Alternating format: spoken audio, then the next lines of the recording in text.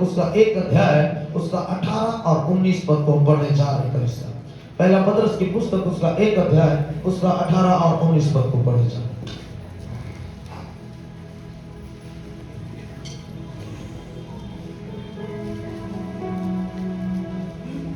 Thank you Jesus Lord, thank you Jesus Lord. Yes. आप सभी को मिल गया? मिल गया सबको?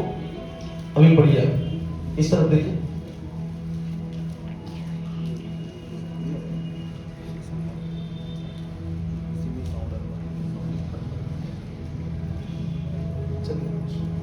Praise God, Hallelujah. सब अपने बाइबल को खोल लिए, अपने बाइबल में आप मार्क कर लीजिए उस वर्ड को और यहाँ पर पढ़िए मेरे साथ। क्या लिखता है? पढ़िए, 1 मिनट सब एक साथ पढ़िए, ठीक है? पढ़िए कि तुम्हारा निकम्मा चाल चलन जो बाप दादों से चला आता है, उससे तुम्हारा छुटकारा चांदी सोने अर्थात नाशवान वस्तुओं के द्वारा नहीं हुआ है। उससे तुम्हारा छुटकारा, क्या लिखा है? उससे तुम्हारा छुटकारा चांदी सोने अर्थात नाशवान वस्तुओं के द्वारा नहीं हुआ है। तुम्हारा छुटकारा चांदी सोना अर्थात नाशवान वस्तुओं के द्वारा नहीं हुआ है। तुम्हारा छुटकारा चांदी सोना अर्थात नाशवान वस्तुओं के द्वारा नहीं हुआ है। इसका मतलब है आपका सोना नाश हो जाएगा, आपकी चांदी नाश हो जाएगी, आपकी सुंदरता नाश हो जाएगा। कलीसिया, ये सारी चीजें जो है करप्टेड है, ये सारी चीजें जो है नाशवान है, और इन सारी चीजों में ताकत नहीं थी आपके उन चाल चलन से जो मेरे मित्रों बाप दादों से चला आ रहा है, उन पीढ़ियों से चला आने वाले श्राप से ये चीजें आपको छुटकारा दे सके, आपके पीढ़ियों से चले आने वाले बंधन से ये चीजें आपको छुटकारा दे सके। तो मेरे मित्रों ये सारी चीजें सब कुछ नाशवान है। बोलिए नाशवान है। ये सारी चीजें जो है, ये संसारी सारी चीजें नाशवान है, ये एक दिन नाश हो जाएगी। आपका गोल्ड जो है वो मेरे मित्रों ये इसका कोई वैल्यू नहीं है। ये गोल्ड एक दिन खत्म हो जाएगा। कलीसिया, ये इस गोल्ड को जब हम जरूरत से ज्यादा आग में डालेंगे गल करके ये खत्म हो जाएगा। लेकिन परमेश्वर के वचन में लिखता है, वहां लिखा हुआ है कलीसिया 19 में लिखता है, पर निर्दोष और निष्कलंक मेमने अर्थात मसीह यीशु के बहुमूल्य लहू के द्वारा हुआ है। इसका मतलब है सोना और चांदी नाशवान है, लेकिन जीवित परमेश्वर का पुत्र यीशु मसीह का खून अविनाशी है। कलीसिया, वो हालेलुया, यीशु मसीह का जो खून है वो अविनाशी है। यीशु का लहू अविनाशी है। यीशु का लहू कभी नाश नहीं होगा, कभी खत्म नहीं होगा। आप हो मेरे साथ, इधर हो आप मेरे साथ। मेरे को कैसे पता चलता है आप मेरे साथ हो? जब आप थोड़ा ताली बजाते हैं, आमीन हालेलुया बोलते हैं, तब पता चलता है कि आप मेरे साथ। Hallelujah, hallelujah. ओ मेरे भाई मेरी बहन, आज की रात्रि मैं यीशु मसीह के लहू के ऊपर प्रचार करने जा रहा हूँ कि वो सीक्रेट क्या है कि यीशु के लहू में ताकत है। वो सीक्रेट क्या है कि यीशु के लहू में सामर्थ्य है आपके पापों से आपको शुद्ध करने का। यीशु के लहू में ताकत है आपके श्रापों से आपको छुटकारा देने का। यीशु के लहू में ताकत है आपको मेरे मित्रों अपवित्र स्थान से हटा करके महापवित्र स्थान में लाने का। आमीन। थोड़ा हाथ उठा के बोले आमीन, हालेलुया। आज तो अंतिम दिन है, आज तक आपको जाग जाना चाहिए था पूरा। Praise God, hallelujah. ओ मेरे भाई, वहां लिखता है, परंतु निर्दोष और निष्कलंक मेमने अर्थात मसीह के बहुमूल्य लहू के द्वारा तुम्हारा छुटकारा हुआ है। ये सारी चीजें नाश हो जाएंगी, सिर्फ एक ही चीज है विनाशी, वो है मेमने का अर्थात यीशु मसीह का खून। यीशु मसीह के लहू अविनाशी है कलीसिया, और यीशु के लहू में सामर्थ है आपको शिफ्ट करने का। बोलिए आज मेरा डिवाइन शिफ्टिंग होने जा रहा है। बोलिए बोलिए आज मेरा डिवाइन शिफ्टिंग होने जा रहा है। बोलिए मेरा, बाकी लोग बोलने लगे तो मैं इतना चले आ रहा हूँ, थोड़ा बोलने कुछ जा रहा है। आज संडे, आज को नहीं बोल के चले जाओ क्योंकि शाम को आप लोग नहीं पकड़ोगे। बोलिए मेरा अलौकिक स्थानांतरण होने जा रहा है। हमेशा। इसका मतलब है अभी तक आप गरीबी में थे, परमेश्वर आपको गरीबी से उठा करके संबंध धारण कर रहा है। ओह तमाशा, अभी तक आप दुर्बलता में थे, आप निराशाओं में थे, आप निराशा से हट के उम्मीदों के अंदर, आशाओं के अंदर आ रहे हो। कलीसिया, आप परेशान थे, आप हो सकता है बीमारी में थे, आज परमेश्वर का पवित्र आत्मा आपको बीमारी से हटा करके मेरे मित्रों चंगाई में लेकर जा रहा है। कलीसिया, अभी तक आप पाप में थे, वो परमेश्वर आपको पाप से निकाल करके धार्मिकता में ला रहा है। कलीसिया, कोई तो बोले, कोई तो बोले हालेलुया। ओ मेरे मित्रों, यहाँ पर लिखता है निर्दोष और निष्कलंक मेमने के लहू के द्वारा तुम्हारा उद्धार हुआ है। आप जानते हैं इधर क्या हो गया? आप लोग सब पकड़ लेते, अरे डराओ मत यार भैया आप लोग। हालेलुया, भैया को ऐसा करो, ओ पास्टर जी क्या करते हो? हालेलुया। आपके पासवान बहुत ही लविंग नेचर के, अभी ओरिजिनल नेचर भाभी बताएंगे, बट इज सीनियर मैन, एक अच्छे प्रभु के दास ने, मेरे से उम्र में, अनुभव में, सब कुछ में बड़े हैं, लेकिन इतना प्यार और इतना आदर दिए, क्या होता। फर्स्ट टाइम फोन किया, भैया प्रेज लॉर्ड, ऐसा फोन किया जैसे इनसे मेरी रोज बात होती, भैया प्रेज लॉर्ड। मैं बोला भैया, मैं भी, क्योंकि उस समय तक भैया का कांटेक्ट मतलब सेव नहीं था ना, तो बोला मैं भी बोला भैया प्रेज लॉर्ड, फिर बोला आपको पास्टर अनिल बोला। अच्छा, अब जब वो अपना नाम बताए तो मैं अपने आप को फिर दबाने का प्रयास कर रहा हूँ, लेकिन वो ऐसा बात कर रहे हैं जैसे कि हम बहुत दिनों से बात करते हैं। एक पास्टर का नेचर है। आपके दास के लिए एक बार ताली बजाएगा। हालेलुया। हाँ, यीशु का लहू अविनाशी है। निकालेंगे आप, पढ़ेंगे आप मेरे साथ में। यीशु के लहू की सामर्थ को मैं बताने जा रहा हूं।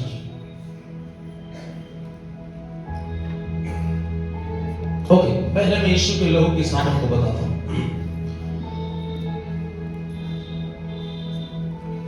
यीशु भी मनुष्य थे सर, यीशु भी मनुष्य थे। यीशु के ब्लड का कलर भी क्या था? लाल था। आपके ब्लड का कलर भी लाल। तो यीशु के लहू में ऐसी कौन सी ताकत थी कि यीशु का लहू पाप को धो देता है और मेरे लहू में ताकत नहीं है पाप धोने का? क्योंकि मैं भी इंसान हूं, मेरा भी ब्लड बात कीजिए ना, मेरा भी ब्लड कौन से कलर का है? लाल कलर का है। और यीशु मसीह का भी जो खून क्रूस पर आपके अंदर लेके रहा था, वो खून मेरे मित्रों, वो जो लहू है वो भी लाल कलर का था।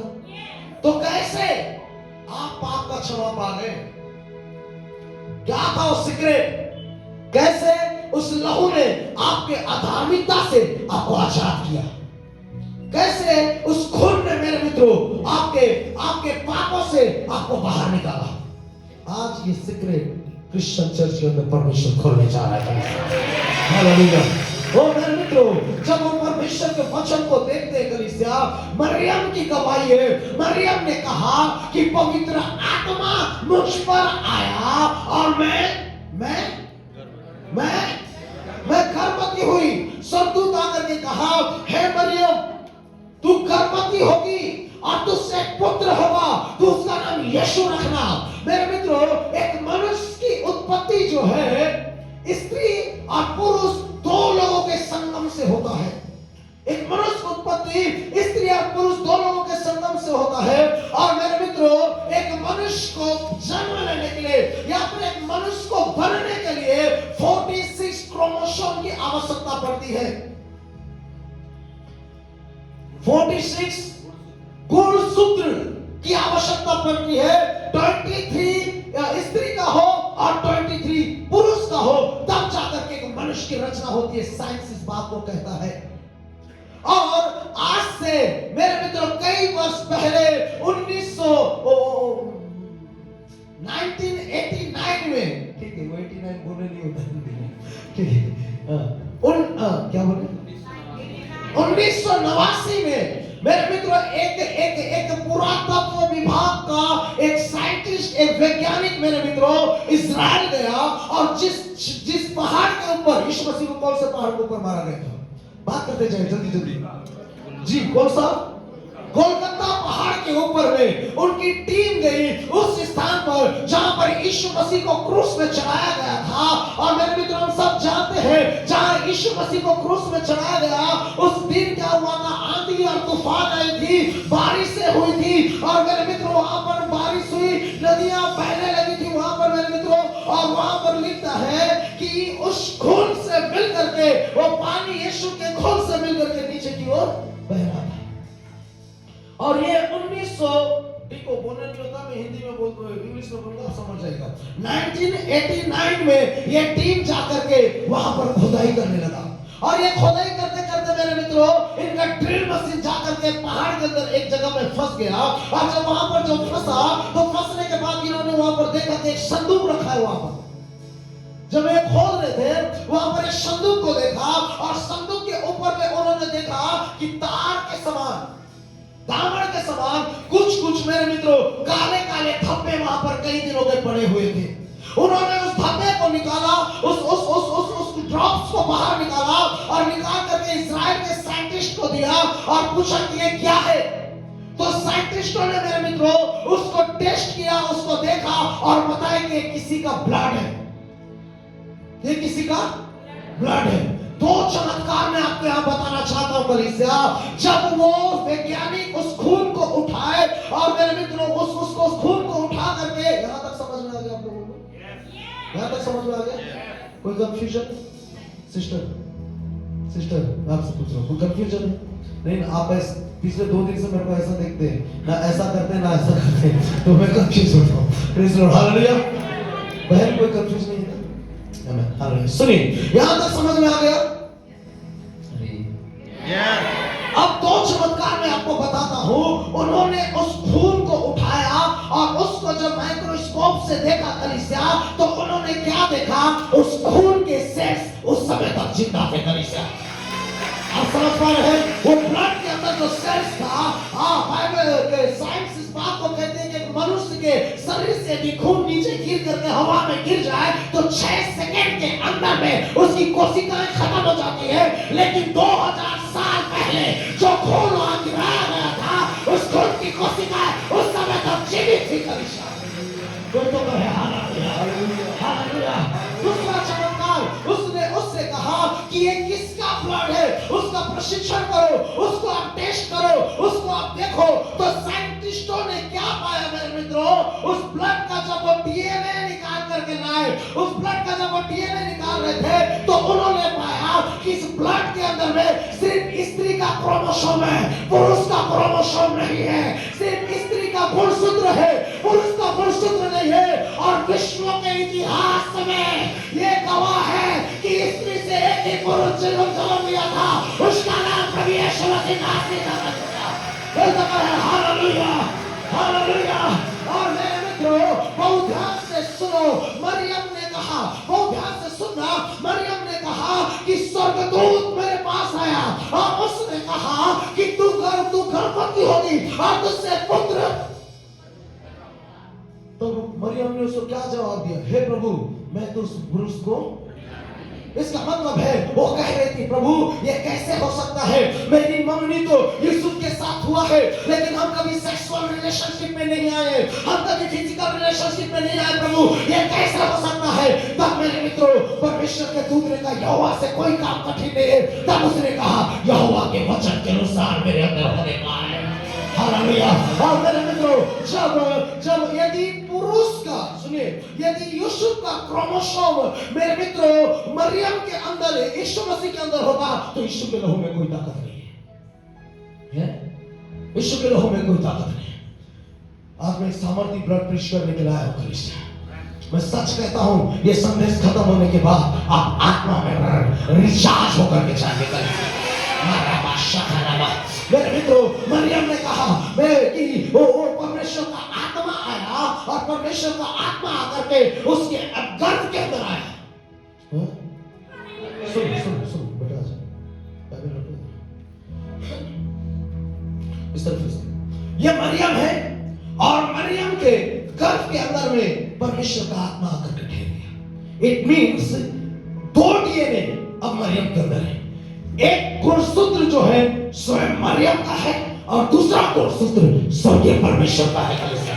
आप समझ पा रहे हैं? आप समझ पा रहे हैं?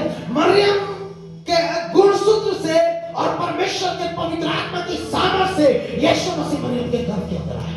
अब मेरे मित्रों, मरियम के अंदर में दो प्रकार का ताकत काम कर रहा है, एक नेचुरल और दूसरा सुपर नेचुरल कलीसिया है। दो प्रकार की सामर्थ काम कर रही है। और मेरे मित्रों, एक डीएनए नेचुरल था, दूसरा डीएनए सुपर नेचुरल था। और मेरे मित्रों, मरियम का डीएनए कैसा था? हेलो, कोई है मेरे साथ? जब यीशु मसीह संसार में आए, यीशु मसीह कैसे काम कर रहे थे? उन्होंने पत्थर को हटाया, लाजर के कब्र के पास जाकर के बोला पत्थर हटाओ। ये मरियम का डीएनए था और उसने आवाज देकर मुर्दा चिल्लाया, ये परमेश्वर का डीएनए था कलीसिया। हालेलुया। उसने 5 रोटी 2 मछली हाथ में लिया, परमेश्वर का धन्यवाद किया, ये मरियम का डीएनए था। और 5 रोटी को 5,000 को खिलाया, ये परमेश्वर का डीएनए था कलीसिया। ओ मेरे मित्रों, वो नाइन नगर के पास गया, अर्थी को छुआ, ये मरियम का डीएनए था। और मुर्दा से कहा उठ के खड़ा हो जा, ये परमेश्वर का डीएनए था कलीसिया। ओ कमाल चर्च, आपको समझ में आ रहा है क्या बोला? कोई है मेरे साथ? कोई ताली बजा सकते हैं ईश्वर से नाते हुए? हालेलुया। ओ यीशु मसीह नेचुरल और सुपर नेचुरल में चल रहे हैं। ओह, आप जानते हैं बाइबल ने कहा है, जितनों ने उसे ग्रहण किया उसने उसे अपना संतान होने का अधिकार दिया। इसका मतलब है आप चर्च के अंदर जितने लोग बैठे हो, आप डबल डीएनए में चल रहे हो। एक आपका डीएनए, दूसरा इस्राएल के परमेश्वर का डीएनए आपके अंदर है। आप जो बोलोगे होगा यीशु मसीह के नाम से।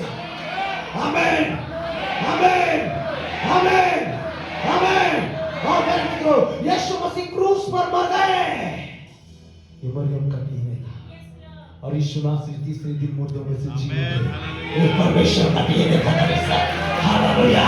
ओ मेरे मित्रों, एक सीक्रेट है कि यीशु मसीह किसी पुरुष से नहीं, यीशु मसीह स्त्री से जन्म लिया था। यही सीक्रेट है, उसके लहू में सामर्थ है। क्या प्रोफेसी हुई थी कि मैं स्त्री के वंश के द्वारा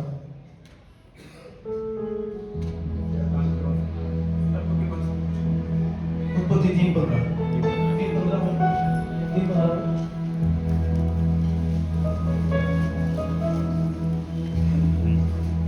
यस। हाँ, और मैं तेरे और इस स्त्री के बीच में और तेरे वंश और इसके वंश के बीच में बैठ। कमाल चर्च, वो तेरे सिर को कुचलेगा और तू उसकी एड़ी को। किसके वंश में, किसके वंश के बीच में? हेलो, किसके वंश के बीच में? बात किसके? तेरे और स्त्री के। बाबा ये देना किसके वंश के बीच में? पढ़िए। और तेरे वंश और इसके वंश के बीच में बैर उत्पन्न। ये कौन सा? इसके कौन थी वहां पे? कौन थी इसके में? हाँ? दिखा नहीं? कौन थी? किससे परमेश्वर बात कर रहा था? हवा से। किससे? हवा से। अब ध्यान से सुनना, किसके वंश के बीच में? मैं आप लोगों को बताऊं, यदि आप लोग बुरा नहीं मानो तो आप लोग इधर आइए, बड़ा मजा आएगा आप लोग को सुनने के लिए, बड़ा मजा आएगा। और मैं आपसे दिल से माफी चाह रहा हूँ कि आप लोग को आपके सिंहासन से उठा रहा हूँ, ठीक है? हालेलुया। लेकिन अब भैया मेरे को पीछे पलटना पड़ रहा है, अनिल भैया को देख देख कर प्रचार करना अच्छा लगता है मेरे को।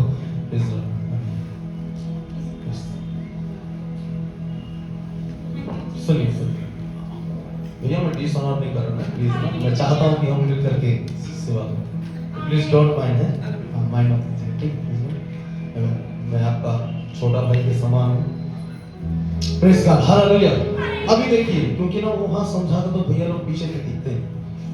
अब लिखता है मैं तेरे और इसके वंश के बीच में। भैया लिखा है ना स्त्री के वंश से, क्या उसमें लिखा है ना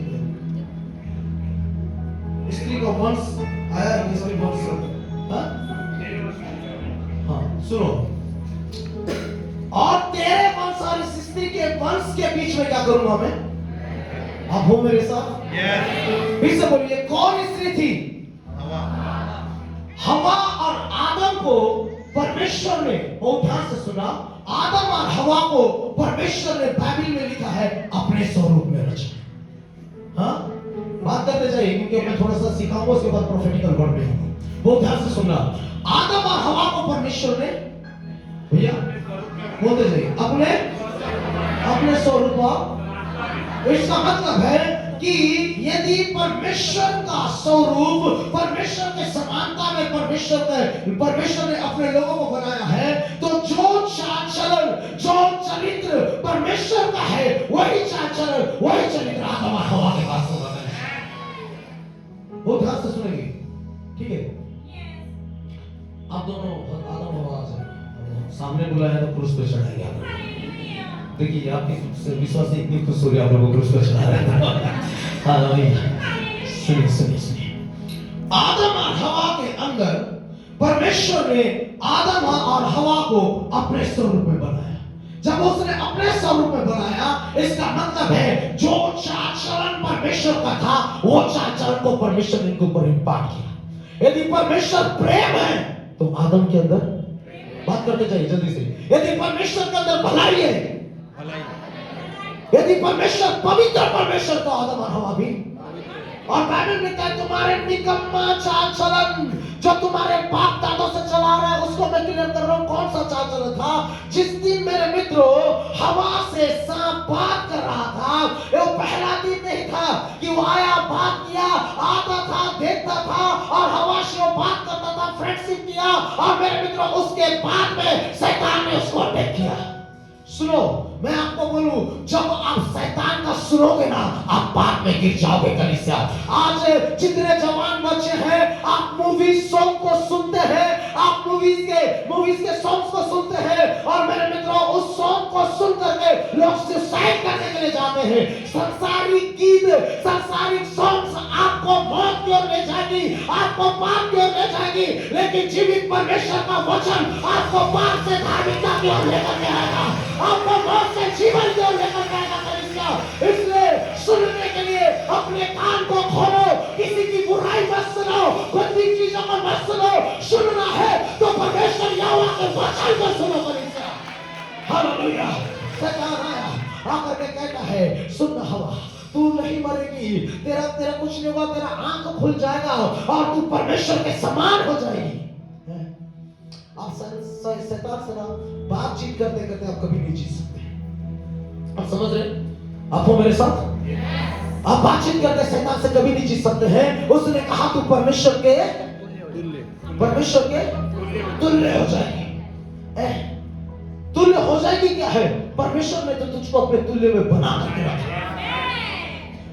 you are image in God. आप परमेश्वर के इमेज में हैं, आप परमेश्वर के तुल्य हैं, आप परमेश्वर के समानता में हैं। एक दूसरे भाषा में समझाऊं मैं आपको, तो मैं जब यहाँ पर चल रहा हूं, मेरी शैडो यहाँ पर है। यदि ये परमेश्वर है तो उसका शैडो आदम और हवा के करीब है। आप समझ रहे हैं? इट मीन्स जो स्वभाव था परमेश्वर का, वो सब स्वभाव आदम और हवा के अंदर इम्पार्ट किया गया था। और मेरे मित्रों, इन्होंने अपने जीवन में कभी अपने आप को निर्वस्त्र नहीं देखा, कभी वो अपने आप को निर्वस्त्र नहीं पाए, लेकिन जिस दिन शैतान उससे बात किया, वो फल खाए, और बाइबल में लिखता है उनका वस्त्र क्या हो गया? वो अपने आप को निर्वस्त्र जानने लगे। ऐसा क्या था जो उनको निर्वस्त्र करके रखा था? मेरे मित्रों, प्रभु के दास सचिन क्लाइव जी वो अपने पुस्तक में लिखते हैं कि आदम और हवा को महिमा का बादल, जो मिलाप वाले तंबू के आपके ऊपर ठहरा रहता था, वो महिमा का बादल आदम और हवा को घेर करके रखता था। इसलिए उन्होंने कभी अपनी नंगाई नहीं देखी। लेकिन रोमियो की पुस्तक में लिखता है और सबने पाप किया और सब परमेश्वर की महिमा से। इसका मतलब है जब पाप आपके जीवन में आता है ना, परमेश्वर की महिमा आपके जीवन से उठ करके चली जाती है। कलीसिया, जब पाप आपके जीवन में आता है, परमेश्वर की उपस्थिति उठकर चली जाती है, और वो चले गया। और बाइबल में लिखा उनका आंख क्या हो गया है? और उन्होंने अपने आप को क्या देखा? आप बाइबल में लिखा है कि जिस दिन तू ये फल खाएगा, निश्चय उस दिन आदम और हवा मरे नहीं मरे, लेकिन उनका आंख आप देखना 99 डेड बॉडीज के अंदर जब आदमी मरता है उसका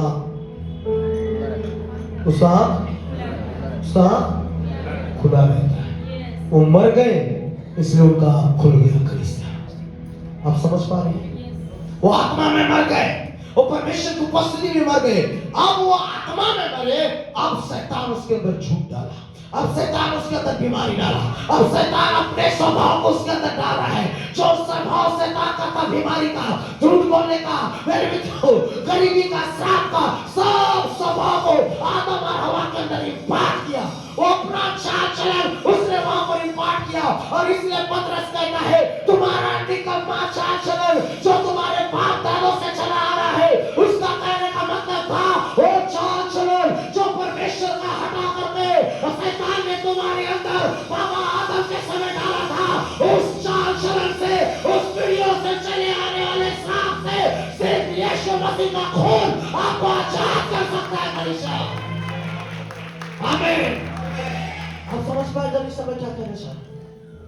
आज गुड न्यूज ये है, यीशु मसीह हर एक को चाल चलन जो शैतान आपके अंदर डाल के रखा है ना, उसको बाहर निकाल के अपना स्वभाव फिर से आपके अंदर डालने जा रहा है।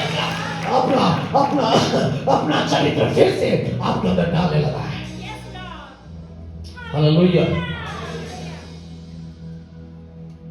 Thank you, Jesus. Hallelujah.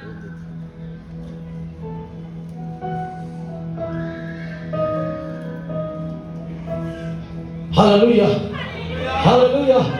मेरे मित्रों, परमेश्वर का जो स्वभाव जिसे शैतान ने आपके जीवन से अलग किया था, उस स्वभाव को आज परमेश्वर आपके जीवन में वापस डालने जा रहा है। कलीसिया आप जानते हैं प्रभु यीशु मसीह ने कहा हर एक को पौधा जो मेरे पिता की ओर से नहीं है वो उखाड़ दिया जाएगा। हर एक को पौधा जो आपके जीवन में शैतान की ओर से डाला गया है, बीमारी का पौधा, श्राप का पौधा, कर्ज का पौधा, आज की दोपहर आपके परिवार से, आपके जीवन से उखाड़ा जा रहा है। चर्च ओहो, कोई तो ताली बजाओ यार। Hallelujah, hallelujah. आज चर्च से क्या हुआ? आदम और हवा को परमेश्वर ने वहां पर लाया। मैं स्त्री के वंश और इसके वंश के बीच में बैर उत्पन्न करूंगा, और वो जो जन्मा था वो किसी पुरुष से नहीं, वो स्त्री से जन्मा था। This is the secret of the power of the blood of Jesus Christ. आप समझ रहे हैं? ये वो सीक्रेट था, ये वो भेद है कि यीशु के लहू में मुझसे, मेरे लहू से ज्यादा ताकत है। चर्च में ताली बजा सकता है चर्च? हालेलुया। क्या आप हो मेरे साथ?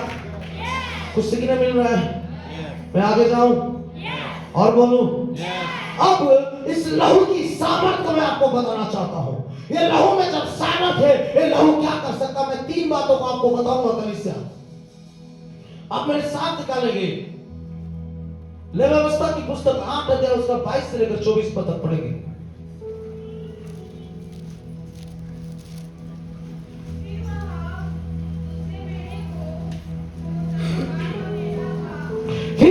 दूसरे मेढ़े को जो संस्कार का मेढ़ा था समीप ले गया।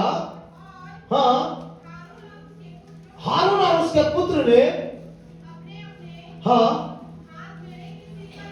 ओके,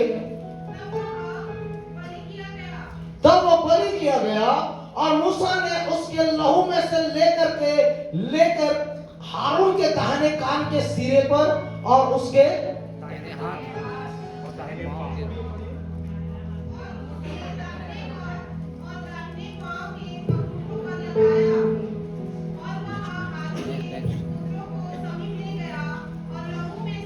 सुनिए, उसने उस ब्लड को लिया। अब मेरी तरफ ध्यान देना।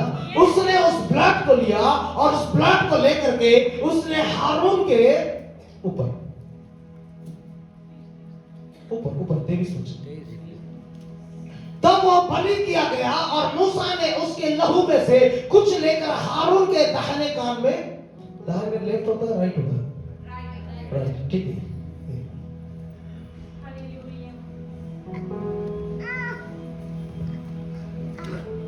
उसके राइट ईयर में मेरे मित्रों उसके दाहिने कान में लगाया, उसके दाहिने हाथ में लगाया और उसके दाहिने पांव के अंगूठों पर लगाया।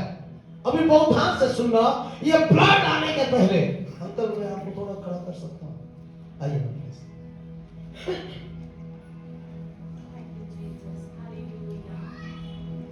अंकल को बहुत ध्यान से देखना, ठीक है? आप यहाँ पर आइए, अनिल भी आप भी आइए, आप किसी भी छोड़िए, चलिए।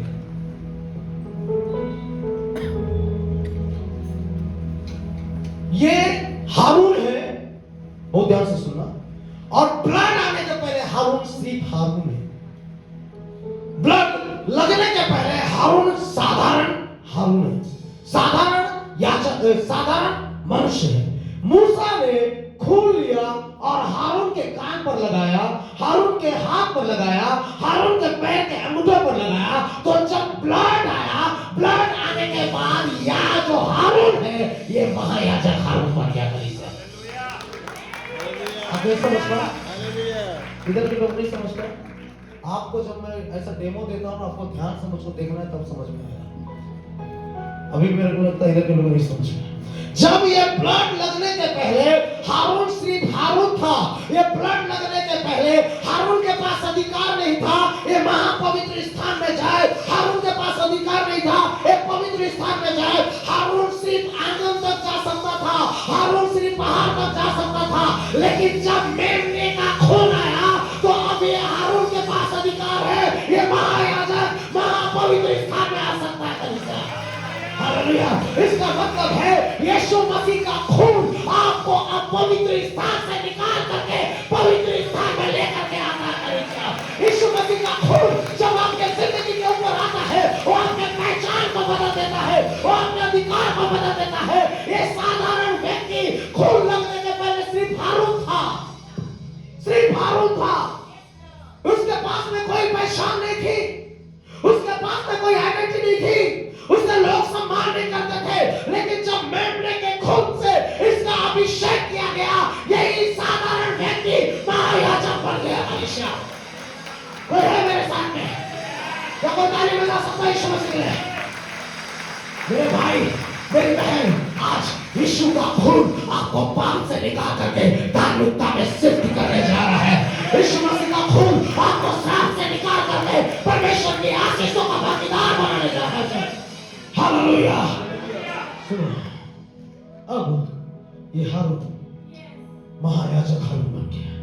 अंकल के पीछे, अंकल को मैं इसलिए कहना चाहिए क्योंकि अंकल ने ये डाल करके रखा है, तो अभी एकदम याजक टाइप का भी लग रहे हो। हालेलुया!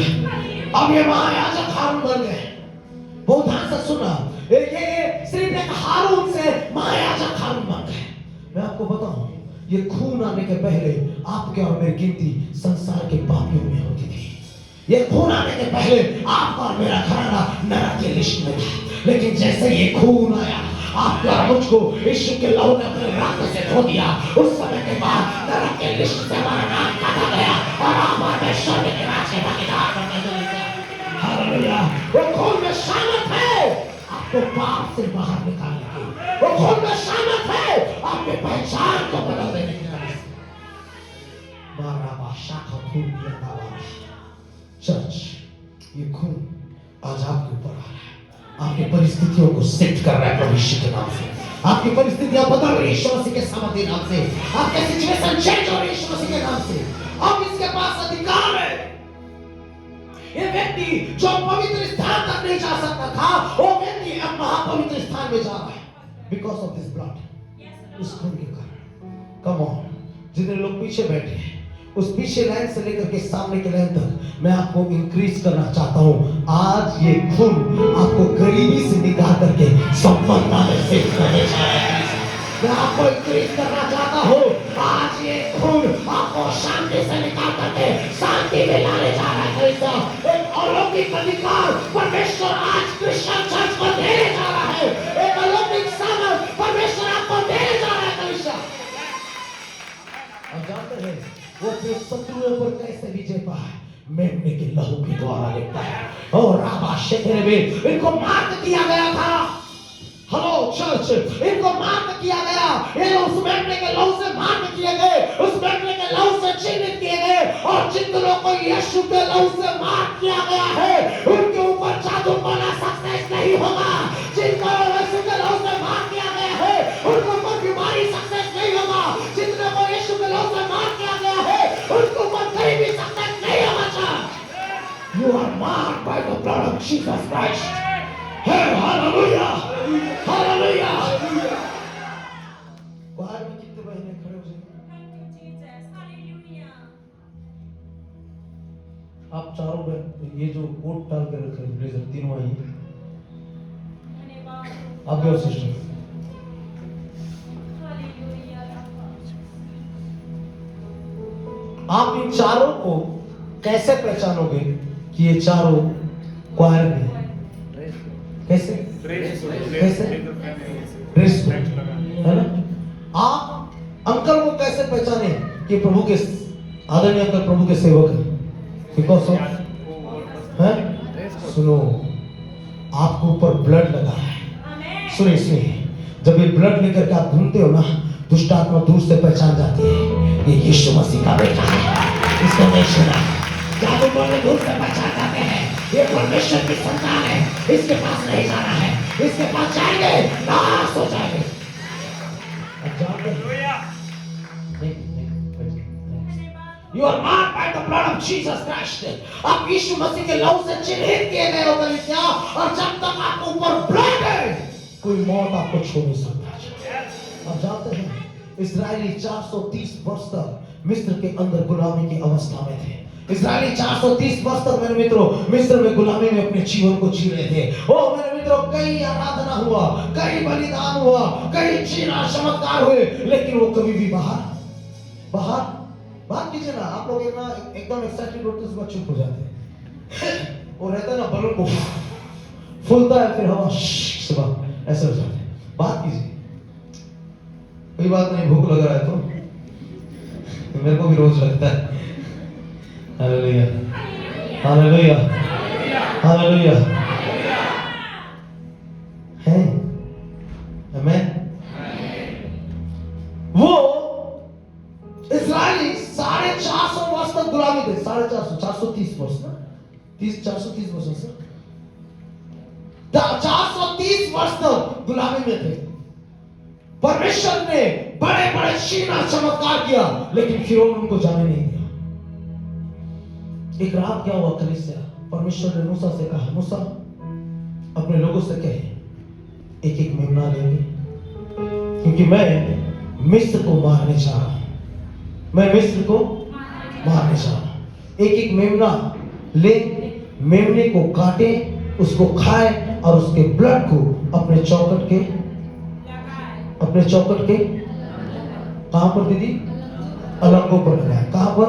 अलंगों पर लगाए, अपने चौखट के अलंगों पर लगाए। और बाइबल में लिखता है वो मौत का दूत जब मिस्रियों को मारने आएगा, वो इस चिन्ह को देख करके ठहर जाएगा। लिखता है वो ब्लड चिन्ह होगा तुम्हारे छुटकारे का। हालेलुया, वो ब्लड चिन्ह होगा। और मेरे मित्रों, वो जो ब्लड है उसको उन्होंने अपने चौखट के अलंगों पर लगाया, और अलंगों पर लगा करके मेरे मित्रों वो अपने घर के अंदर चुपचाप बैठे हुए हैं। और आधी रात को वो मौत का दूत जो है वो मिस्र देश के अंदर उतर करके आया। वो मेरे मित्रों वो एक इतिहासकार कहते हैं कि वो एक जहरीली गैस था। भैया, जहरीली गैस था। ऐसा वो उतर करके आया, और मिस्र के अंदर जब वो उतरा मेरे मित्रों, मिस्र में इजरायली भी है और मिस्र में मिस्री भी है। और मेरे मित्रों, जब वो मौत का दूत वहां पर उतरा तो लिखा है कि मिस्रियों के घर के अंदर गया, उसने एक को मारा। और मेरे मित्रों, जब वो बाहर निकला तो देखते हैं कि उसका पहलौठा पुत्र मर गया है, और उस घर के अंदर रोना छाती पीटना हो रहा है। थोड़ी देर के बाद वो दूसरे घर पर गया, दूसरे घर पर मारा। मेरे मित्रों, वहां से रोना और छाती पीटना हो रहा है।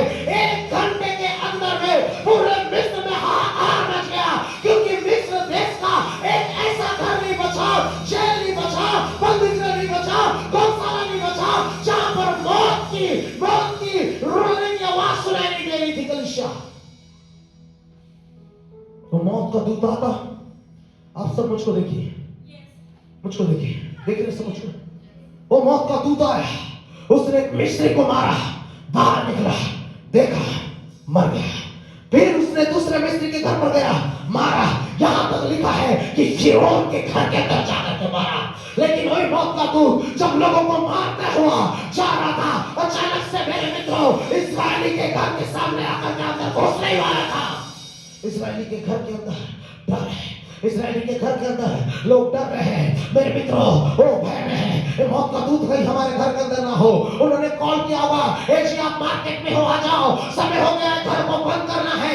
मार्केट के अंदर में हो, एक उसका बच्चा कहीं था, उसको बोले अंदर आ जा, सुरक्षा के बाड़े के अंदर आ जा। और मेरे मित्रों, पूरा परिवार घर के अंदर बैठा है और वो परमेश्वर से प्रार्थना कर रहा है, प्रभु ये मौत मेरे घर में नहीं आना है, ये दूत मेरे घर में नहीं आना है। और मेरे मित्र मिस्र में भागता ये जो दूत था वो घूम रहा था, अचानक से वो एक मिस्री का मारने वाला था एक इस्राएली को। और क्या देखता है, यहां पर तो मेमने का खोल लगा है। वो दूत वहां तक पहुंचा, लेकिन वहां से वापस निकल कर चला गया। जब तक आप लहू के अधीन हो, लहू के बारे के पीछे हो, कोई भी मौत आपको छू नहीं सकती है, कोई एक्सीडेंट आपको छू नहीं सकती है। यदि मौत आप तक आ गया है, यीशु के नाम से रास्ता बदलना पड़ेगा। कोई तो कहे आमीन, कोई तो कहे आमीन। वो सुनिए कलीसिया, वो दूत जो था उनके आंगन तक पहुंच गया, उनके आंगन तक पहुंच गया। कोविड के समय आपके पड़ोसी को कोविड हुआ होगा, लेकिन आप और आपके बच्चे सुरक्षित थे। मारा का नाम शक्र बाइबल लिखता है, निश्चय बड़े जल्द की बाढ़ आए तो भी तुझ तक नहीं पहुंचेंगे, पूरा शहर डूब जाएगा, लेकिन जो यहोवा पर भरोसा रखता है वो और उसका घराना बचाया जाएगा। ये बाढ़ आपके लिए नहीं है, ये बाढ़ धर्मियों के लिए नहीं है, ये बाढ़ मेरे मित्रों संसार के लोगों के लिए है। हमारी ये बाढ़ आएगा तो आशीषों का बाढ़ आएगा। कोई तो कहे आमीन। आप जानते हैं, कोविड के समय में मैं अपने एक सबसे बेस्ट फ्रेंड के यहाँ गया। मैं अपनी पत्नी, अपने दोनों बच्चों को लिए, और मेरे दोनों बच्चं को उन्होंने इतना प्यार किया, इतना प्यार किया, क्या बताऊं। मेरी पत्नी को उन्होंने प्यार किया। सुबह पता चला कि उनके परिवार के 25 के 25 कोविड पॉजिटिव हो गए। और मैं रात भर उनके साथ में 2-3 घंटा हम उनके साथ थे, साथ में खा रहे, खेल रहे, कूद रहे, भैया डिनर के लिए बुलाए। सुबह पता चला कि उनके घर में 25 के 25 कोविड पॉजिटिव। नींद उड़ गई मेरी, नींद उड़ गई। रात भर मैं सादा बारह करना चालू कर दिया। अरे रात भर। अब मेरी पत्नी सुबह अपने रोज के उसमें 5 बजे उठी प्रेयर करने के लिए। ये वॉशरूम जा करके नहीं जाए, ये मेरे को देख रही, अभी तक सादा बारह कर रहा है, अभी तक ये प्रेयर कर रहे हैं। बोले सोए नहीं हो जी? वैसे रहा नहीं गया। मैं बोला काम हो गया। बोले क्या हुआ? जहां पर रात को चिकन उड़ा के आए थे ना, वो पूरा का पूरा परिवार कोविड हो गया। 25 के 25 डर गए, घबरा गए, हम डर गए मेरे मित्रों। मैं सच कहता हूं, बहुत डर गया। मैं इसलिए नहीं डरा कि मैं मर जाऊंगा, मैं इसलिए डरा कि मेरा विजन पूरा नहीं हुआ है। मेरे को एक अलग टेंशन है, इसको एक अलग टेंशन है। प्रभु मेरा सेवा पूरा नहीं हुआ, अभी से उठा लोगे क्या? वो डर के मैं मर जाऊंगा, मेरे बच्चों का क्या होगा? अलग अलग टेंशन में जी रहे। अब जानते हो चल, मेरे दोनों बच्चे, मेरी पत्नी और मैं कम से कम 5 घंटा शाम के 7 बजे से लेकर 12 बजे तक उनके पास रहे। उन्होंने मेरे बच्चों को किस किया, मेरी वाइफ को किस किया, उनके घर पर मैं एक प्लेट में खाए, उनका पानी पिए, लेकिन हम चारों में से किसी को एक छींक तक नहीं आया।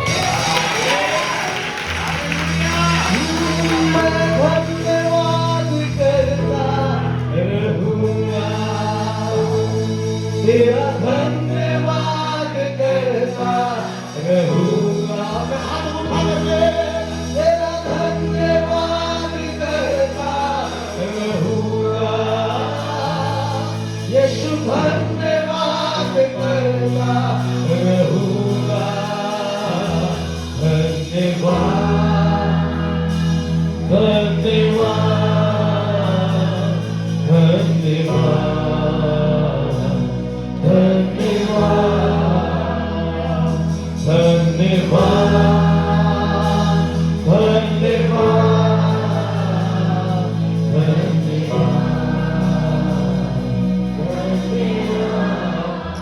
सुनिए कलीसिया, जब तक आप लहू के अधीन हो, संसार की कोई ताकत आपको स्पर्श नहीं करेगी।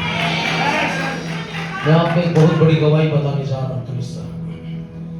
प्रभु थोड़ा और समय दे दीजिए भैया प्लीज, मैं मांग रहा हूँ आपसे। Praise God, hallelujah. एक बहुत बड़ी गवाही मैं आपके साथ शेयर करने जा रहा हूँ। और ये गवाही ये है, मैं एक जगह पर मीटिंग पर गया हुआ था और वहाँ मीटिंग खत्म किया मैंने। उस दिन मैं ब्लड ऑफ जीसस को प्रीच किया था। और बेटा क्या हुआ, वहाँ पर एक बहन आई, बहुत खूबसूरत बहन, बहुत ही खूबसूरत बहन, बट वो एकदम दुबली पतली हो गई है। उसके आंखों के नीचे डार्क सर्कल्स है और ऐसा लग रहा था कि कई दिनों से खाई पी नहीं।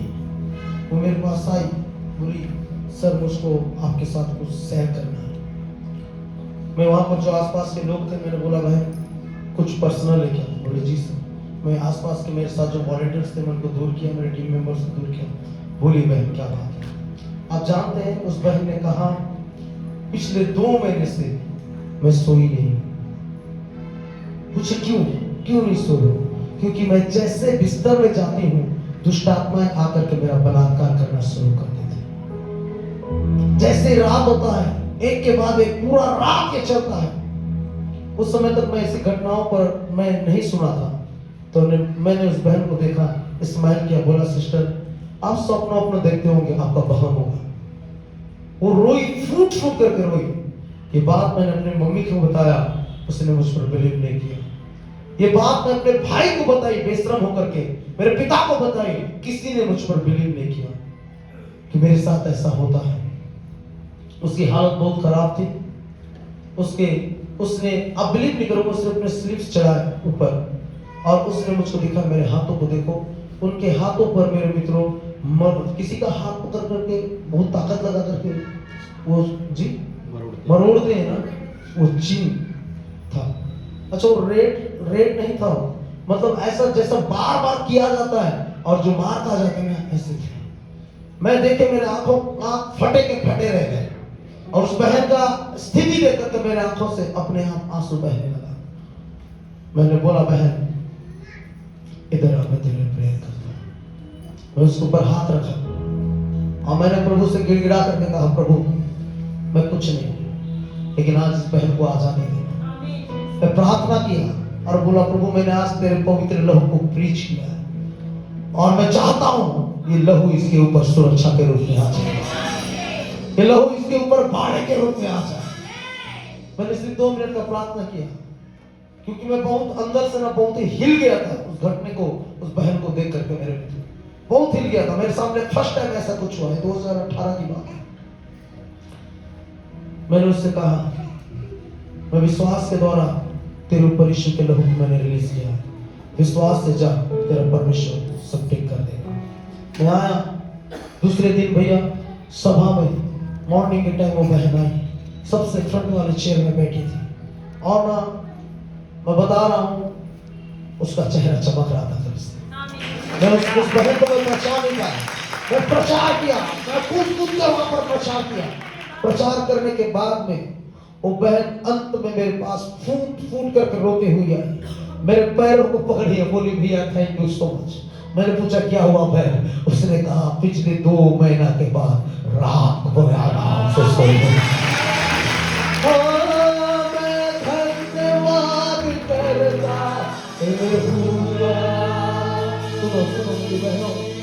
सुनो, ये आपके साथ भी हो सकता है, ये आपकी पत्नियों के साथ हो सकता है, मेरे भाइयों आपकी बहनों के साथ हो सकता है, लेकिन आज हमारे साथ नहीं हो रहा है क्योंकि यीशु के लहू ने हमको कवर करके रखा है।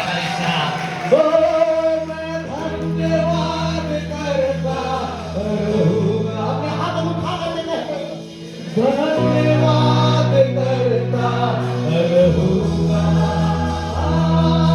मैं धन्यवाद करता रहूंगा, यीशु धन्यवाद करता धन्यवाद। और आप जानते हैं कभी से वो आया, सारे मिस्त्रियों के घर पे रोना और छाती पीटना है। 430 वर्ष के बाद इजरायली अपने घर के अंदर आनंद मना रहे हैं। और उनके शत्रु रो रहे हैं कलीसिया।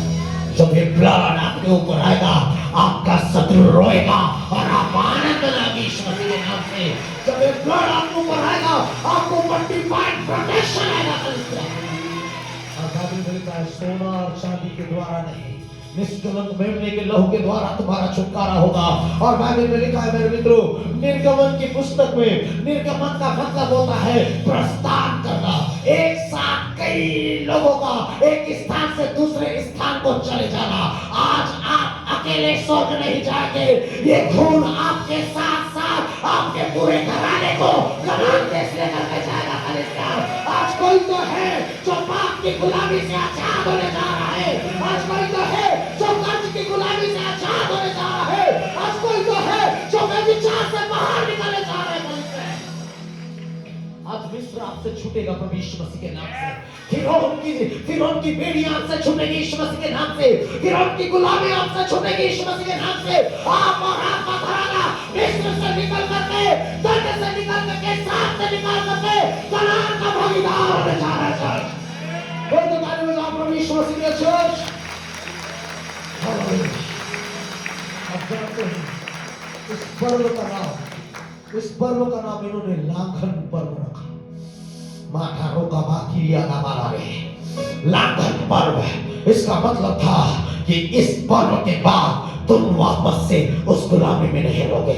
इस पर्व के बाद तुम वापस से उस बदनामी में नहीं रहोगे। लांघन पर्व का मतलब होता है किसी चीज को लाद करके उस पार चले जाना। यीशु के नाम से आज अपने बीमारी को आप लाद के उस पार जा रहे हो कलीसिया। यीशु के नाम से आप अपने श्रापों को लाद रहे हो यीशु मसीह के नाम में। कोई तो कहे आमीन।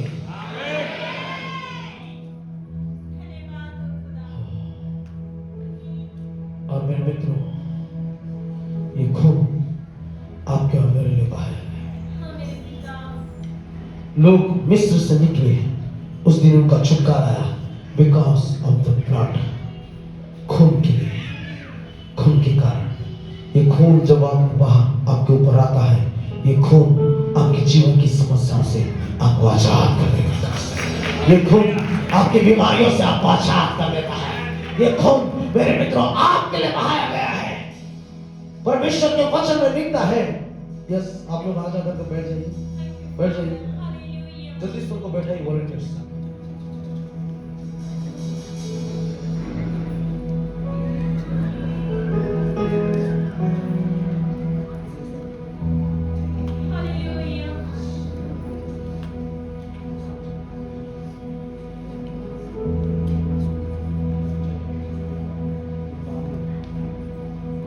चर्च सुनिए, बाइबल में लिखता है यीशु मसीह ने कहा, यीशु मसीह को पकड़ा गया। यीशु मसीह को आप मेरे साथ मैं अपने संदेश के एकदम मुख्य भाग में प्लीज आपका ध्यान ना भटके, इसलिए मैं बाहर जो लोग हैं उनको बैठाना चाह रहा हूं। उनको जल्दी से सेट कीजिए प्लीज।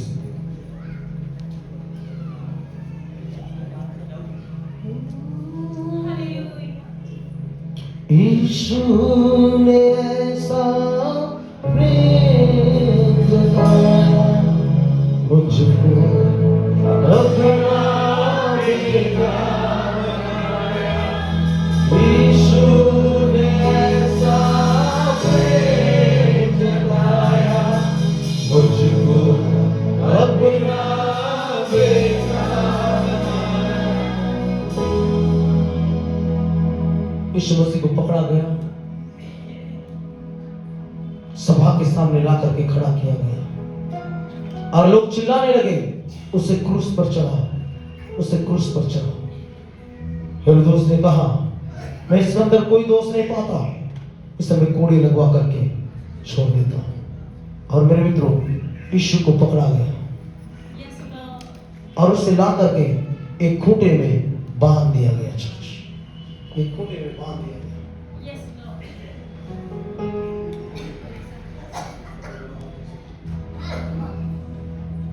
एक खूंटे में खड़े हो। अरे भैया घुटना टेकना नहीं आता, घुटना टेको ना। उसे बांध दिया गया, उसके शरीर से वस्त्र उतार दिया गया, उस वस्त्र को उतारा गया जिस वस्त्र को छूकर बीमार चंगे होते थे। उस वस्त्र को उतारा गया और उन्होंने कोड़ा लिया। आप जानते हैं यीशु मसीह को जिन कोड़ों से मारा गया था, वो कोड़े मेरे मित्रों साधारण कोड़े नहीं थे। और मिल जाएगा क्या ऐसा क्या आपके पास?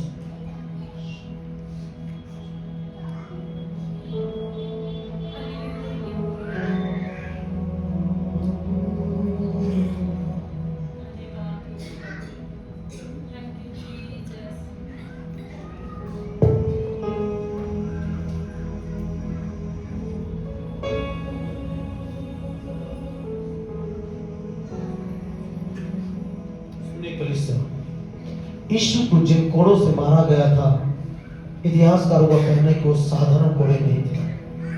उन कोड़ों में लंबे लंबे कील लगे हुए थे। वो ध्यान से मुझको देखिए प्लीज, कोई इधर उधर मत जाए प्लीज, मुझको देखिए। लंबे लंबे कील लगे हुए थे और एक या दो कील नहीं था। वहां पर ऑक्सफोर्ड यूनिवर्सिटी के इतिहासकारों का कहना है, वहां के स्टडी के अनुसार वहां जो कील थे वो कम से कम 5-5 इंच के कील वहां लगे होते थे उन कोड़ों में। और लोहे के ब्लेड्स लगे हुए थे। ऐसा ब्लेड नहीं है ना जिससे आप शेविंग करते हैं, ये चाकू के समान छोटे छोटे जो चाकू होते हैं उसके समान ब्लेड्स उसमें लगे होते थे। और एक या दो नहीं, 50 से 60 पीस वहां पर होता था। और ये रोमी सैनिक उस कोड़े को लिए, मेरे साथ कल्पना कीजिए, ये जो कोड़ा है पूरा ब्लेड्स एंड कील से भरा हुआ है। और वो कोड़े को लाए रोमी सैनिक और यीशु मसीह को मारना शुरू किए। उन्होंने कोड़ा उठाया और मारा।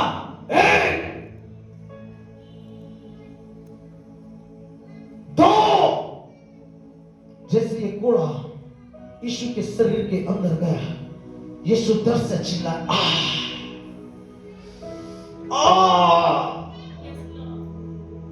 मेरे मित्रों, उसमें से कुछ कील यीशु के शरीर के अंदर जाके धंस गए। और अब ये रोमी सैनिक जो है उस कोड़े को बाहर निकाल रहा है।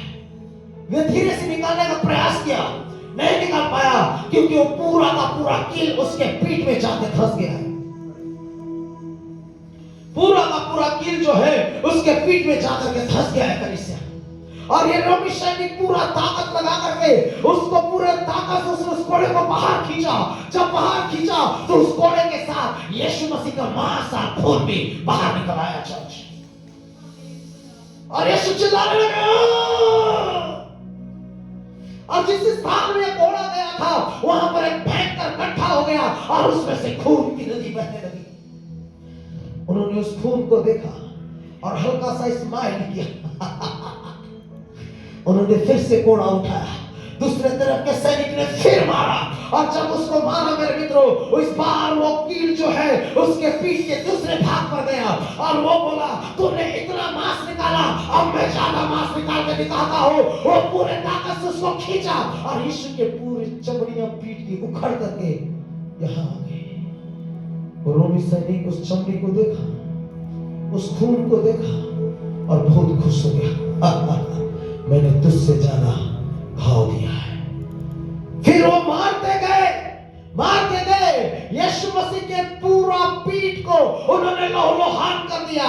मेरे मित्र, उसकी चमड़ियां जो है नीचे झूल रही है, मांस के लोथड़े बाहर निकल गए। इतना भी उनका मन नहीं भरा। उन्होंने एक हाथ खोला और यीशु को इस पोजीशन पर लाया उन्होंने। और यीशु के हाथ के खंभे पर फिर से बांधा। और मेरे मित्रों, वो फिर से यीशु को उन्होंने मारा। और जब मारा, इस बार वो कोड़ा जाकर के यीशु के पसलियों में जाकर के फंस गया। अब वो उस कोड़े को पकड़े और उसको उन्होंने जब खींचा तो यीशु मसीह के पसली का भाग बाहर आ गया। अब जानते हैं, यीशु मसीह के सर से लेकर पांव तक 5480 घाव बनाए गए थे। उनके पूरे बॉडी में कहीं पर भी एक स्थान नहीं था, उसमें से 150 ऐसे घाव थे जिसमें से हड्डियां नजर आती थी। ये कोड़े इतने खतरनाक होते थे कि ये कोड़े के मारने के समय लोगों की अतड़ियां बाहर निकल आती थी। अब कल्पना कीजिए, इस दर्द के बीच में यदि यीशु मसीह का पेट फटा होगा और अतड़ी बाहर आई होगी, यीशु मसीह कैसे दर्द में थे कलीसिया, कैसा दर्द था होगा। उसके पैरों को मारा गया घोड़ों से कलीसिया, उसके जांघ के मांस को निकाल दिया गया, उसके पिंडलियों के मांस को निकाल दिया गया। अब यीशु मसीह खड़े भी नहीं हो पा रहे हैं और लड़खड़ाते और उनको बांध दिया गया है। वो चाहता है खड़ा होना, लेकिन उसके पैरों की ताकत खत्म हो गई है, वो खड़ा नहीं हो पा रहा है कलीसिया। और जब वो देख रहे हैं ये लड़खड़ा रहा है तो उसे और मारा गया। और मेरे मित्रों, आप देख सकते हैं इस पिक्चर को, कैसे यीशु मसीह को बेरहमी से मारा गया था। चर्च सिर्फ ये पिक्चर उसके दर्द को कल्पना करके बनाया गया था और इतना भयानक था, तो सोचिए यीशु मसीह के शरीर में कितनी भयंकर घावें थी। अब जानते हैं वे कोड़ों पे कोड़े मार खाता गया। जनरली 10 से 12 कोड़े मारने के बाद एक साधारण व्यक्ति वहां मर जाता था, लेकिन यीशु 39 कोड़े खाए, उन्होंने अपना प्राण नहीं छोड़ा, क्योंकि बाइबल में लिखा है उसके कोड़े खाने से तुम चंगे हो जाते हैं। मैं धन्यवाद करता रहूंगा। मैं आपको बताना चाहता हूं कलीसिया, उसके कोड़े खाने से तुम चंगे हो जाते हो। उसका कोड़ा आपकी बीमारियों के लिए उसको लगाया गया था और उसके शरीर पर 5480 घाव बनाया गया। मेरे मित्रों, जब 5480 घाव बनाया गया, उसके शरीर से खून की नदियां बहनी शुरू हो गई। और बाइबल में लिखता है, यदि तुम विश्वास करें कि उसके पुत्र यीशु के लहू में सामर्थ है तेरे पापों से तुझको आजाद करने के लिए। वो खून की नदी आपके बीमारियों को धोने के लिए, आपके पापों के क्षमा के निमित्त बहाया गया था कलीसिया। मिस्र के अंदर जो मेमना काटा गया था, वो मेमना सिर्फ इस्राएलियों के लिए था, मिस्रियों के लिए नहीं था। उस भोज में कोई अन्य जाति शामिल नहीं हो सकता था, लेकिन क्रूस के ऊपर में परमेश्वर का मेमना जब काटा गया तो उसने कहा, मेरा खून सारे मानव समाज के लिए होगा। Hallelujah, hallelujah. This sin is not for all. आप चाहे किसी भी भाषा के हो, किसी भी धर्म के हो, किसी भी जाति के हो, यदि आप उसके ब्लड पर बिलीव करते हो, उसके खून में ताकत है आपके पापों से आपको आजाद करने के लिए। उसके खून में सामर्थ है आपके पापों को धो देने के लिए। हम सब भेड़ों के नहीं भटके हुए थे और वो हमारे पापों के लिए मारा गया। इतने में भी चर्च उनका मन नहीं भरा। यीशु मसीह के सिर के ऊपर उन्होंने 17 कांटों के ताज को डाला कलीसिया। एक एक कांटे जो थे 7 से 9 इंच के कांटे थे और उन्होंने उसको दबाया। शैतान इस मस्तिष्क को भ्रष्ट कर देना चाहता था। शैतान इस मस्तिष्क को, मेरे मित्रों, पूरी रीति से नाश कर देना चाहता था, क्योंकि इस मस्तिष्क के अंदर में हमेशा 24 और 7 डेज, मेरे मित्रों, सिर्फ एक ही बात चलती थी कि मैं क्रिश्चियन चर्च को कैसे ब्लेस करूंगा, क्रिश्चियन चर्च को कैसे आशीष दूंगा, मैं क्रिश्चियन चर्च के लोगों को कैसे बचाऊंगा। उस मस्तिष्क को, मेरे मित्रों, शैतान खत्म कर देना चाहता था। उन्होंने कांटा डाला। शरीर तो था ही, अब दिमाग भी काम करना बंद कर दिया। आप कल्पना कीजिए मेरे साथ में, यीशु के सर चकराने लगे थे उनके चर्च, यीशु के सर चकराने लगे थे और यीशु जो था वो चक्कर में थे। मेरे मित्रों, वो खड़े नहीं हो पा रहे थे, वो लड़खड़ा रहे थे, शरीर से खून बह रहे हैं, चक्कर आ रहा है और रोमी सैनिक देख के उसको हंसते। ये अपने आप को परमेश्वर का पुत्र कहता था, ये भविष्यवक्ता कहता था। और इतना में भी उन जालिमों का मन नहीं भरा। चर्च बाइबल में लिखा है, एक माइक स्टैंड मुझको दीजिए जल्दी से, खरीद कर द्वारा देखो hallelujah. Yes thank you. Bible में लिखा है कि बस उन्होंने यीशु मसीह के पीठ पर 120 किलो के कच्चे लकड़ी का क्रूस को लाद दिया। चर्च शरीर जख्मी है, खून बह रहा है, अब कच्चे लकड़ी का क्रूस उसके शरीर के ऊपर लादा गया। और जब ये क्रूस उसके शरीर पर लादा गया, ये ऐसा प्लेन बना हुआ नहीं था, ठीक है, उन लकड़ियों पर मेरे मित्रों कांट थे, खुरदुरा था वो लकड़ी। उस लकड़ी के अंदर में मेरे मित्रों छोटे छोटे क्या बोलते हैं उसको,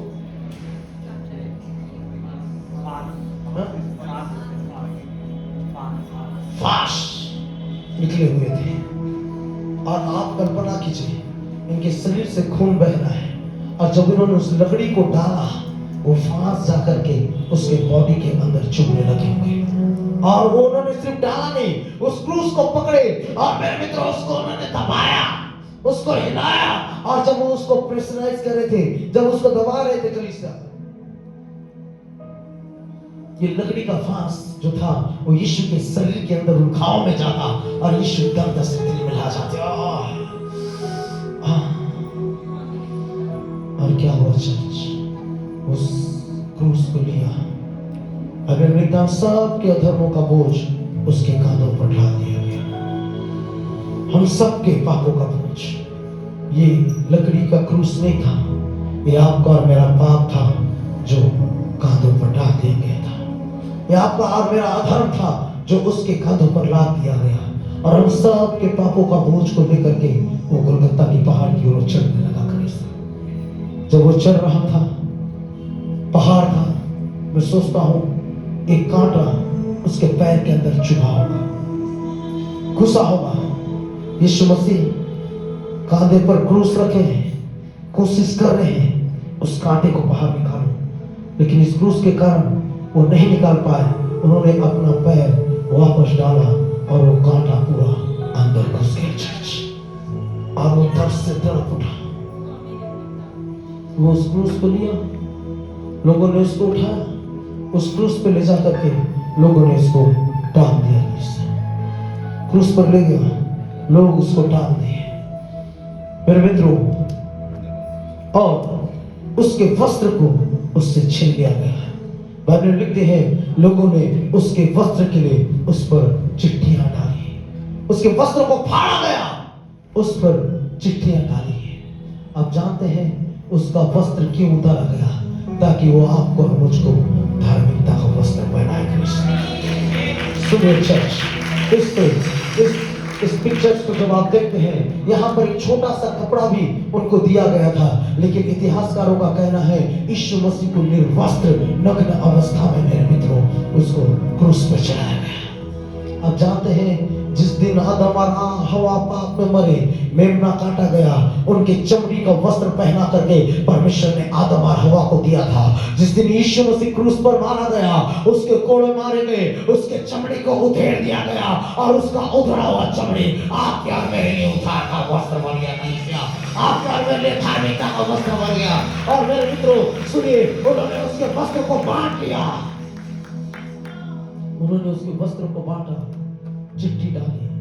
मैं ऐसा कल्पना करता हूं सिर्फ एक सिपाही उस वस्त्र को लेकर के अपने घर गया होगा जो जीत गया, और जाकर के उस वस्त्र को, उसकी मां हो सकती बीमार थी, होगी बुजुर्ग स्त्री, उस वस्त्र को फेंक दिया, और जाकर वो नहा धोकर के जब बाहर आया, उसकी मां जो कई वर्षों से बिस्तर पे थी नहीं उठी, अचानक से आकर के देखता है ये वस्त्र उसके बिस्तर में गया, और उसकी मां चंगी होकर के बैठी हुई है। उसका वस्त्र उससे छीन लिया गया। बाइबल में लिखता है मेरे मित्रों कि उसके दोनों हाथों पर खीले ठोक दिए गए, 9 इंच के कीले उसके हाथों पर ठोक दिए गए। ये कीले इसलिए ठोके गए क्योंकि ये हाथ बेसहारों का सहारा बनता था। ये हाथ जो है कोड़ियों की ओर बढ़ता था, और कोड़ी शुद्ध होते थे। मेरे मित्रों, उसके पैरों पर उन्हें खिले ठोके, क्योंकि उसके पैर को शैतान नाश कर देना चाहता था, क्योंकि ये पैर जहां पर आता था वहां से शैतान का साम्राज्य खत्म हो जाता था। इतना ही नहीं, लोग जानते थे यीशु भला व्यक्ति है, लेकिन लोगों ने उसके सामने एक 2 डाकू को वहां पर लटका दिया। आजू बाजू 2 डाकुओं को लटकाया कर इसने। आने जाने वाले देखे, उन डाकू जो लटकाए गए थे फेमस थे, बहुत ध्यान से सुनना, ये फेमस थे। उसको इसलिए उनके सामने लटकाया गया ताकि ये डाकू जो है उसको बदनाम करे कि ये भी चोरों में से एक है, ये भी लुटेरा है। यरूशलेम के लोग जानते थे कि यीशु मसीह लुटेरा नहीं है, लेकिन यरूशलेम के बाहर के लोग नहीं जानते थे। लेकिन ये डाकू फेमस थे, वांटेड थे, इनका रोज नाम छपता था, रोज इनके नाम से फेमस थे, लोग इनको जानते थे कि डाकू। और अब जानते हैं, जिस डाकू को यीशु मसीह को बदनाम करने के लिए लटकाया गया था, यीशु मसीह उसी को स्वर्ग लेकर चला गया। मैं भविष्यवाणी करता हूं, सुनो, आपके नाम के साथ जिसका नाम जोड़ करके आपको बदनाम किया जा रहा है ना, उसी के परिवार का छुटकारे का कारण बनो। आपको बदनाम करने के लिए जिस व्यक्ति को आपके साथ स्टैंड किया जाता है, जो आपका विरोधी है, आप उसके छुटकारे का कारण बनोगे। सुनो, ये डाकू बोला, तू परमेश्वर का पुत्र है। क्या हुआ? हाथ नीचे कर, दर्द होने लगा। सोचिए, और वो तो 6 घंटा 5 घंटा दर्द में था। सुनो चर्च, इसने पूछा, यदि तू परमेश्वर का पुत्र है तो मुझको बचा और अपने आप को भी बचा। लेकिन दूसरा डाकू ने कहा, हे सुन, हम तो अपने किए का सब मुझको देखिए, प्लीज प्लीज, मैं संदेश खत्म करना चाहूँ। हम तो अपने किए हुए का भाग पा रहे हैं, ये तो धर्म ही है। लोग नीचे से मजाक उड़ा रहे, तो परमेश्वर का पुत्र है तो नीचे उतर करके। और ये डाकू नीचे के लोगों को देखा और यीशु के घावों को देखा, उसका चेहरा बिगाड़ दिया गया, उसका सीना फाड़ दिया गया, उसके वस्त्र में, उसके जिस्म में कहीं जगह नहीं है। ये डाकू उसको देख रहा है, मुझको नहीं मालूम भैया वो कैसा समय था। उस घावों को देख करके वो जान गया ये इधर का नहीं है बाबा, यहाँ का नहीं है। उसने उसकी ओर देखा, कहा, पिता जब तू अपने राज्य में आए तो मेरी स्तुति देना। सुनिए, यीशु मसीह दर्द में थे,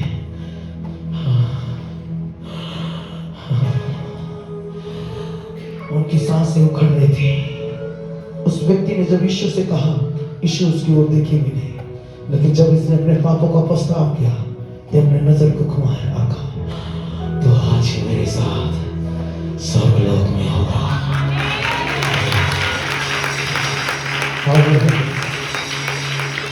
आप मेरे साथ कल्पना कीजिए, यीशु मसीह उस डाकू के हाथ को पकड़े होकर आप बोले, चल स्वर्ग जाते। जब वो स्वर्ग जा रहे थे, लेकर के स्वर्ग के द्वार के पास पहुंचे तो देखते कई सारे स्वर्गदूत उस डाकू के सजदे में झुक कर कहते हैं, वेलकम टू द हेवन।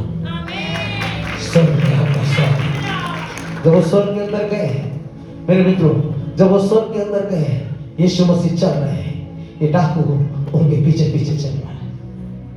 वहां पर अब्राहम दिखा। अब्राहम ने बोला, हे मैं अब्राहम हूं, तू कौन है? उसने उसको कोई जवाब नहीं दिया।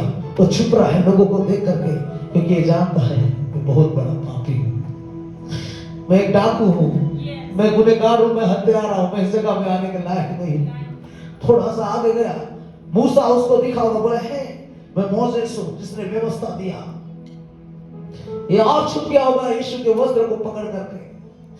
फिर थोड़ा सा आगे बढ़ा, उसको एलिया मिला, उसको हनोक मिला। किसी ने पूछा होगा, तू कौन है? तो वो यीशु के सजदे में झुक करके कहा होगा, दुनिया का सबसे बड़ा पापी मैं था, आज ये मेरे को स्वर्ग लेकर गया। दुनिया का सबसे बड़ा श्रापित व्यक्ति मैं था, इसके प्रेम ने मुझको स्वर्ग लेकर के आया है। मैंने कोई धार्मिकता का काम नहीं किया, मैंने कभी इसकी सेवा नहीं की, मैंने कभी इसके नाम का प्रचार नहीं किया, लेकिन इसका प्रेम तो इतना महान था कि मुझ पापी को ये स्वर्ग लेकर के आ गया है। तो मेरे भाई मेरे बहन, यदि आज की दोपहर आप क्रूस के नजदीक हो, आपकी आर्थिक परिस्थिति कोई भी क्यों ना हो, आपका हाथ थाम करके यीशु आपको स्वर्ग लेकर के जाएगा। मैं धन्यवाद करता रहूंगा, राजा धन्यवाद करता रहूंगा, मैं धन्यवाद करता रहूंगा। फिर क्या हुआ कलीसिया? सुनिए, सब मेरी ओर देखिए। यीशु मसीह इसको स्वर्ग लेकर के चले गए। और मेरे मित्रों, बहुत ध्यान से सुनिए, यीशु मसीह क्रूस के ऊपर में थे, हमारा पाप उसके अंदर आया। मेरे साथ कल्पना कीजिए, हमारा धर्म उसके अंदर आया, व्यभिचार उसके अंदर आया, सब कुछ उसके अंदर आया। उसने सब कुछ को ऑब्जर्व किया, सब कुछ अंदर लिया और कहा इट इज फिनिश्ड, पूरा हो गया है। हालेलुया। और मेरे मित्रों, सारे पापों को उसने अपने कांधे पर उठाया और जब काम पूरा हो गया, मौत का बंधन वही टूट गया। हालेलुया। जब उसने काम पूरा हुआ, आपकी चंगाई पूरी हो गई, आपकी संपन्नता पूरी हो गई, आपकी बीमारियां चंगाई में बदल गई कलीसिया। और जब उसने कहा पूरा हुआ, सब पाप और श्राप नरक के अंदर चले गए कलीसिया। Jesus died on the cross। और यीशु मसीह से पहले जो पीका रहे थे भाई,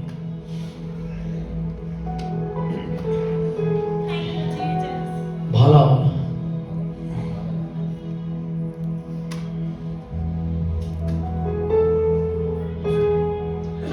और यीशु क्रूस पर मर गए। एक आया हंसता हुआ आया, ये परमेश्वर का पुत्र है। हंसता हुआ उसने उसकी छाती में भाला मारा, यीशु के छाती पर भाला मारा और उस भाले को उसने ट्विस्ट किया और बाहर निकाला। अब जानते हैं, जब वो भाला मारा, भाले को ट्विस्ट करके बाहर निकाला, उसका मांस और चमड़ी बाहर आया। बाइबल में लिखता है थोड़ा सा पानी और थोड़ा सा खून। जानते हैं चर्च, साइंस बोलती है जब हृदय फटता है, दिल फटता है, तब पानी और खून एक साथ बाहर आता है। उसने यीशु के दिल को फाड़ दिया, उसने उसके हृदय को तोड़ दिया कलीसिया। और जब वो घुटने वहां पर जब वो देखा दिल फटा हुआ है, वो अपने उस होल, उस छेद में जब देखा, टानी दिया, जब उस छेद में देखा तो ध्यान से देखता है कि उस फटे हुए दिल में उसी व्यक्ति की तस्वीर लटकी हुई है। वो घुटना देगा और कहता है सचमुच में जीवित परमेश्वर का पुत्र ये था। उसने अपना जीवन दे दिया कलीसिया, जिसने उसके हृदय को फाड़ दिया। जब उसको स्वर्ग लेकर के जा सकता है, उसने तो आपके और मेरे लिए अपने लहू का आखिरी कतरा बहा दिया है कलीसिया। उसने आपका और मेरे लिए अपना प्राण दे दिया है। हाँ, मैं धन्यवाद करता रहूंगा। और कुछ नहीं है उसको देने के लिए मेरे पास। मैं धन्यवाद करता रहूंगा, मैं धन्यवाद करता रहूंगा, यीशु धन्यवाद करता रहूंगा। हाथ उठा करके आइए हम उसका धन्यवाद करें। धन्यवाद धन्यवाद धन्यवाद धन्यवाद। और यीशु क्रूस पर मर गए, उसे उठाया गया और ले जाकर उसे कब्र में डाला गया। कब्र में डाला गया। Church Yes, Lord. शैतान सोच रहा था मैं उसको कब्र में डाल दिया, मैं उद्धार के काम को खत्म कर दिया, अब मनुष्य जाति को कोई बचाने वाला नहीं है। ओ पौलुस कहता है और पवित्र शास्त्र के अनुसार प्रभु यीशु मसीह मारा गया, गाड़ा गया और तीसरे दिन मुर्दों में से जी उठा। Amen. जब यीशु मसीह कोड़े से मार खाया, यीशु समाचार नहीं था। यीशु मसीह क्रूस पर टांग दिया गया, यीशु समाचार नहीं था। यीशु को कब्र में डाल दिया गया, यीशु समाचार नहीं है। यीशु मसीह तीसरे दिन मुर्दों में से जी उठा है, यीशु समाचार नहीं है। ओ मेरा मसीह मेरे लिए वापस से मुर्दों में से जी उठा। ओह वो क्यों मुर्दों में से जी उठा? परमेश्वर के वचन में लिखा है वो क्यों मुर्दों में से जी उठा। वहां पर लिखा हुआ है देख मेरे संसार के अंत तक सदा तेरे साथ में हो। ओ मेरे भाई मेरी बहन, यीशु इसलिए मुर्दों में से जी उठा ताकि आप अपने जीवन में अकेले मत रहो।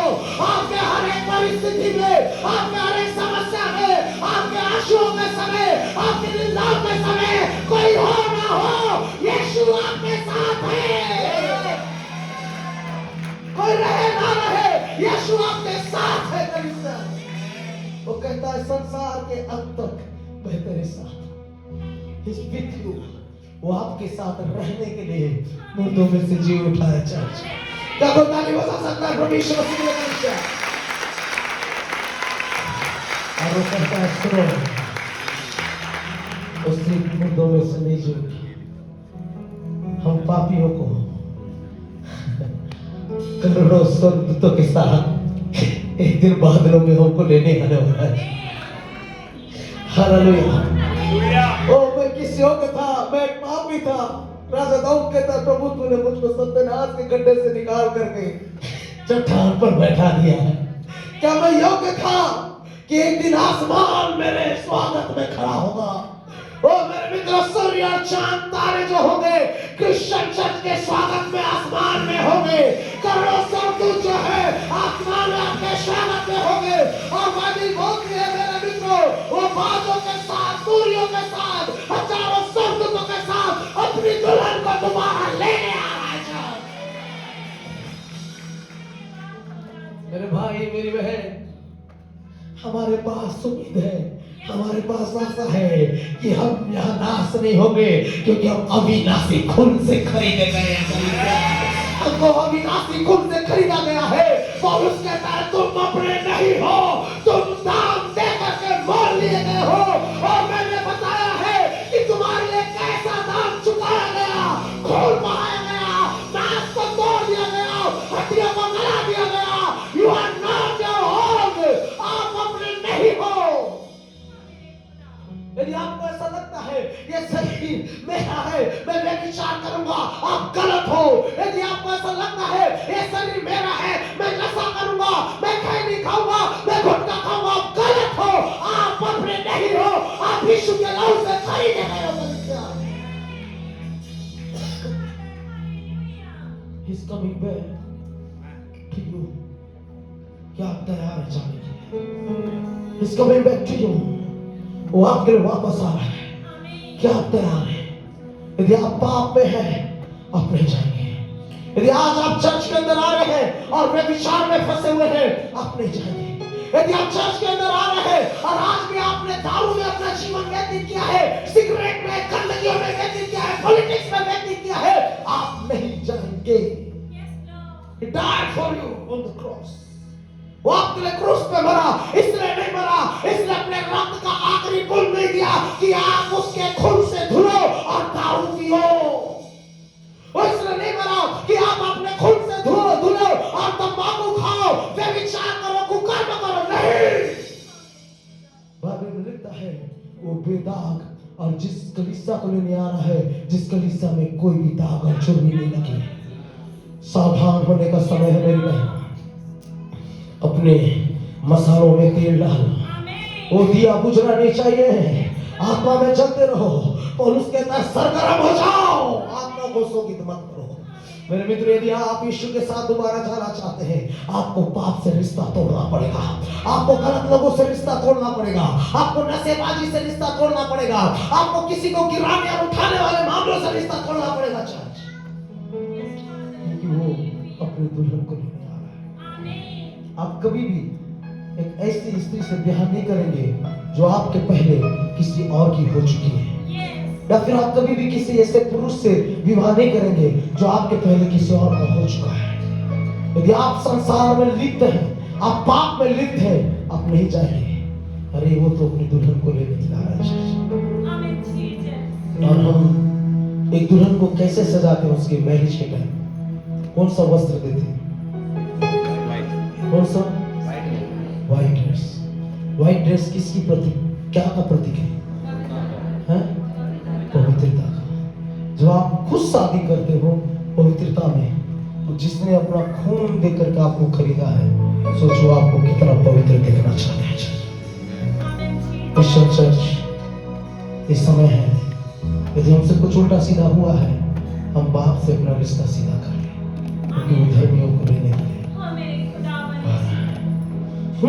मैं धन्यवाद करता हूं, अपने दोनों हाथों को स्वर को उठाएं। मैं धन्यवाद करता रहूंगा, मैं धन्यवाद करता रहूंगा, मैं धन्यवाद करता रहूंगा।